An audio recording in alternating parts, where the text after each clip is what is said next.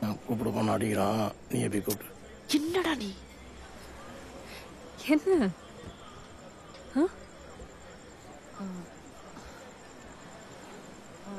இல்ல, ராம் வந்திருக்கான்,